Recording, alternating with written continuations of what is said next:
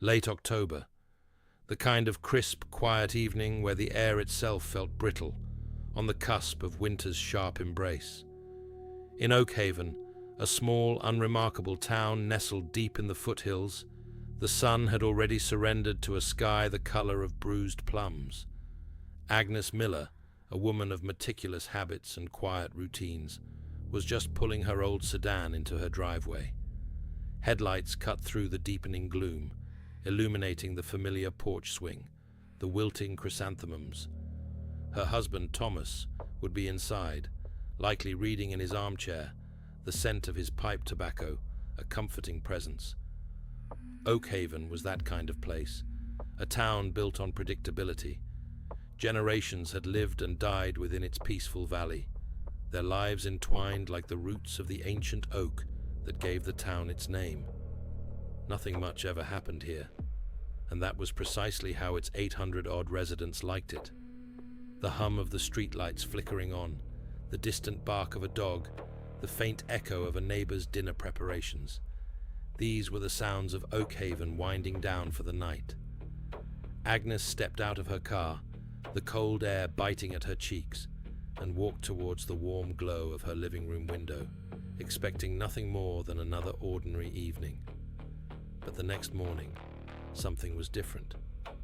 Agnes woke with the first grey light, a habit born of years waking before Thomas. She reached across the bed, but it was empty, cool, not unusual. He sometimes rose early to tinker in his workshop. She drifted into the kitchen, expecting the smell of coffee, perhaps the clatter of a pan. Silence. A profound, unnatural silence that seemed to press in on the old farmhouse. The usual morning symphony of Oakhaven was missing. No distant school bus rattling down Main Street. No faint sound of Mr. Henderson's rusty pickup truck heading to the mill. No children's laughter carrying from the street as they waited for the bus. Just nothing. A vacuum where life had been. Agnes walked to her front door, a prickle of unease beginning to crawl up her spine. She pushed it open. The street was deserted. Every house she could see, windows dark or glowing with the cold, artificial light of an untouched night. No cars, no movement. The faint wisp of frost still clung to the grass, undisturbed. She tried the phone. Dead.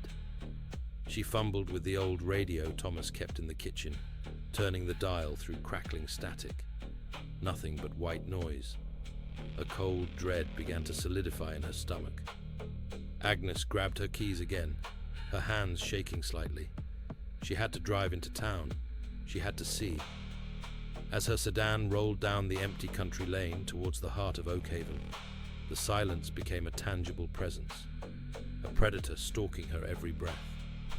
The town was a perfect, silent tableau, a stage set, waiting for an audience that would never arrive. Agnes was the first to realize, the first to witness the impossible. Oakhaven was still there, every building, every car, every street lamp, but its people were gone. It took almost an hour for Agnes to reach the nearest town, her old car a solitary ghost on the highway. Her story, delivered in a breathless, fractured whisper, was met with incredulity. The sheriff, a stout man named Brandt, who knew Oakhaven like the back of his hand, initially dismissed it as a nervous breakdown, a bad dream. But Agnes was insistent, and the silence on the Oakhaven lines was undeniable. By noon, a small convoy of emergency vehicles, led by Brandt, cautiously approached the town limits. What they found defied every expectation, every logical explanation. Oakhaven was not burnt, it was not flooded. There were no signs of a struggle, no forced entries, no scattered belongings indicative of a sudden panicked exodus. It was simply empty. Coffee cups sat on kitchen tables, half full. Doors were unlocked.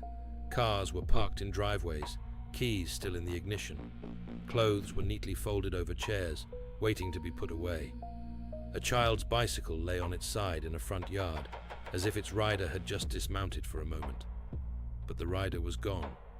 Every single inhabitant had simply ceased to exist within its borders. The air was thick with the scent of absence, a chilling emptiness that settled deep in the bones of the responding officers.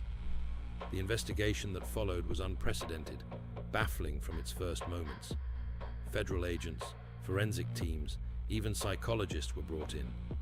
They scoured Oakhaven, inch by agonizing inch, looking for anything: a note, a clue, a single sign of struggle, a drop of blood.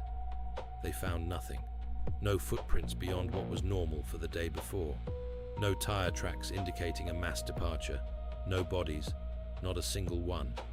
The Oakhaven schoolhouse, where chalk still rested on the blackboard beside an unfinished math problem. The general store, its shelves neatly stocked, the cash register open, a small amount of change sitting inside. The town diner, where a check was still on the counter, the coffee pot warm to the touch. The town church, where an open Bible lay on the pulpit, a hymn book resting on a pew, as if a service had just concluded. Its congregation simply evaporated. Even the animals were gone. Not a single dog, cat, bird, or even an insect seemed to remain. The absence was absolute, extending to every living creature. It was as if Oakhaven, and all life within it, had been meticulously, surgically removed from existence, leaving only the inanimate shells behind. The official reports, when they were finally released, were riddled with caveats. Unexplained mass disappearance. No evidence of cause. The press, desperate for answers, coined it the Oakhaven anomaly. Theories exploded, each wilder than the last. Mass cult suicide, though no bodies were ever found. A highly localized environmental hazard, though no toxins were ever detected. Government experiment gone awry. Alien abduction, a tear in the fabric of reality. Agnes Miller, the last person to see Oakhaven alive, never truly recovered. She spent the rest of her days haunted by the silence, convinced that one day Thomas would simply walk through the door, asking what was for dinner. But he never did, and no one else ever came back. Oakhaven became a relic, a ghost town preserved not by time's slow decay, but by an instantaneous, inexplicable void. Tourists would sometimes venture to its borders, drawn by the macabre fascination of a town that simply vanished. But they found only empty streets, silent homes, and the chilling, unyielding question that hung heavy in the air. Oakhaven remains a monument to a question that still breathes in the dark, a perpetual silent testament to the terrifying possibility that one day a whole town, or perhaps even more, could simply cease to be, and no one would ever know why. Just silence, and the chilling, empty echo of what was once there.